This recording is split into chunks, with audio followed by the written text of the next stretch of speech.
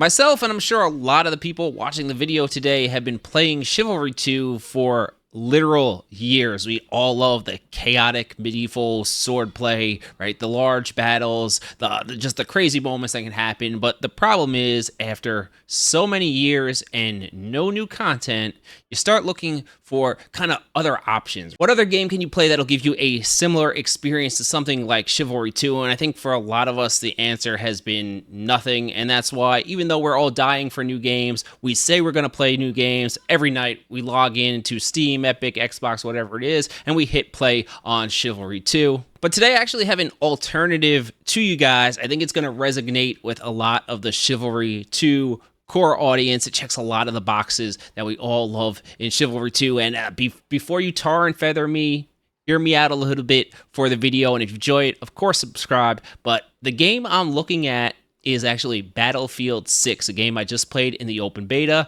a game that is absolutely awesome. And despite it looking quite a little bit different than Chivalry, I think there's a lot in common. So let's dive in, and we're going to talk about why Battlefield 6, it might be the place to go for people who want that Chivalry type experience, but a little bit of a mix-up too.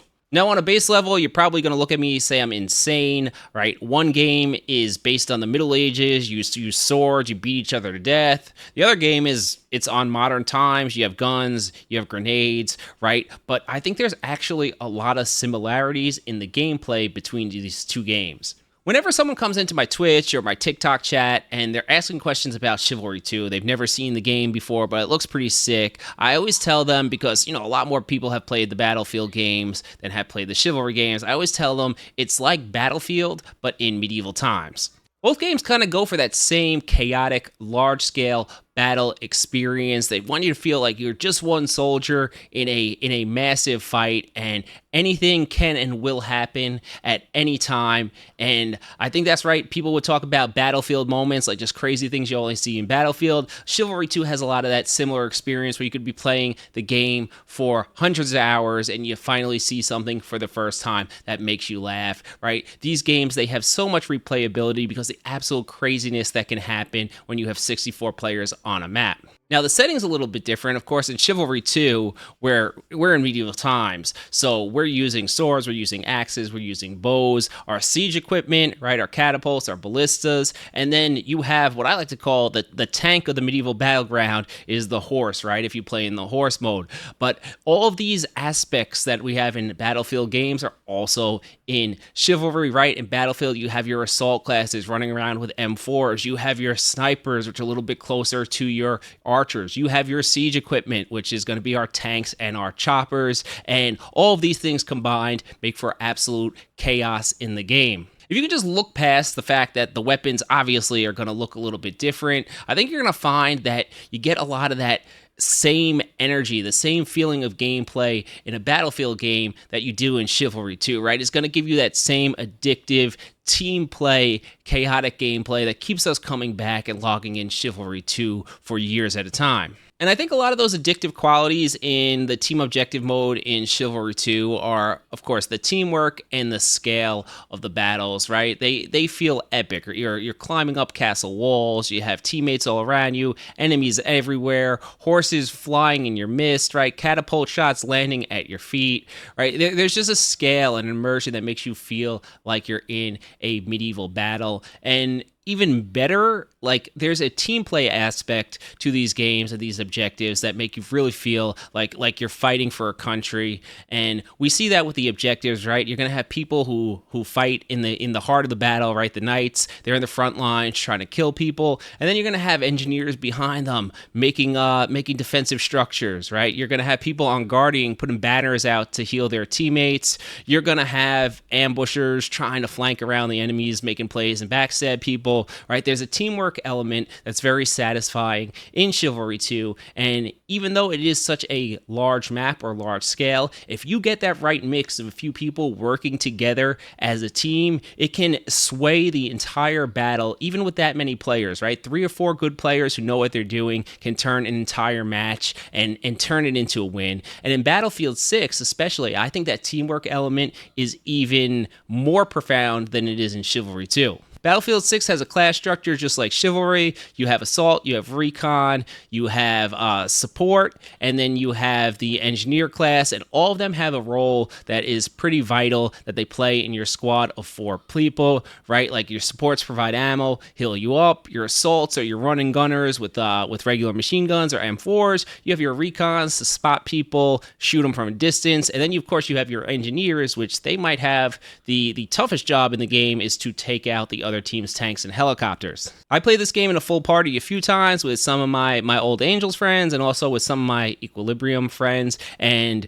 just the fact that you can have 4 people in a Discord working together, the level of teamwork and camaraderie you feel while playing Battlefield 6, very similar to Chivalry 2, right? And all of my friends, we kind of gravitated towards different play styles, right? I'm more of the run and the gun guy, get in the breach and kill people, but then we have Crafty and we have Banker who basically main the medic classes, and they're just running around with paddles, keeping as many teammates alive and in the fight as possible. And then of course you got our old friend Prairie, who is the more logical, the more calculating person, and he had enough of the tanks within like 3 minutes, and he's like, I'm running Engineer forever from now on. We're gonna get these fools out of the tanks, right? And working together with these guys, we were able to really influence how games would go, right? Just the 4 of us pushing points, taking points, holding points, and with the rezzing, getting teammates back in the game, the communication, it was just epic. And both of these games, I think, really they emphasize and they really hit on the chaos of the battlefield. I think there's something that you don't get in like a small scale tactical either shooter game or fighting game where you're kind of holding angles or you're facing someone one-on-one. It's pretty straight up. It's either you're better or they're better, and you're going to see who wins. But in games like Chivalry or Battlefield with so many players on the map, it's just complete chaos. You never will know what's going to happen. Battlefield 6, I feel like, really hits on that chaos and immersion point. Like, you could be holding a building, right, killing a bunch of enemies, and someone gets sick of you and your squad, and they decide that they're going to come with some RPGs and just completely blow up the building. That building is now gone for the rest of the map, which sometimes can completely change how the rest of the game is going to play. And even though these games are chaotic, right, and I'm really selling the chaos of the battlefield when I talk about them, I think what makes it addicting to a lot of us is in that chaos there is a skill mastery or a skill expression that you can obtain as a player where you can really influence these chaotic games, right? Everyone else is running around with like a chicken with no head, but you know what you're doing, you've practiced, you've done your research, right? You've worked on your mechanics, so you can really influence those games, right? In Chivalry 2, we've talked about what makes a player good all the time, right? Those counters, positioning, awareness, understanding the weapons you're using. But Battlefield, it looks a bit different, right? I think there's a little bit more of an onus on maybe like your twitchy reactions here and there, but Battlefield 6 does have a skill ceiling to it too, right? Just mastering your aim and your recoil control with the weapons that are provided. But I think really it's a lot about positioning, right? Your decision making tactically. Are you going to run across this big open field and get shot at by everyone, or are you going to take the safer path from cover to cover because you have map knowledge? Are you going to make your body kind of small for enemies to shoot at while they're out in the open and you have an easy target? I think there's a skill mastery that can really reward putting time into these games and practicing them. And I think what the best part is when you do get proficient at these games and you're in a server of 64 players as an individual, and you can have a pretty big influence on the results of those outcomes of those games and wins and losses. I think it's very, very rewarding and addictive. So I know there's going to be some people in my audience who are they're only going to play sword fighting games. I know that. I respect it. But I think for people who are going to be a little bit open-minded and want to have a Chivalry 2 type experience, you can have a experience like that in Battlefield 6 when it comes out in October. I know I'm going to be playing it pretty exclusively. I don't know if I'm going to really post any content on it, but from what I've seen so far, I've played with a lot of players who are also my Chivalry 2 friends, and pretty much universally, everyone has been seeming to have an insanely good time, especially when we all hop in Discord and squad up.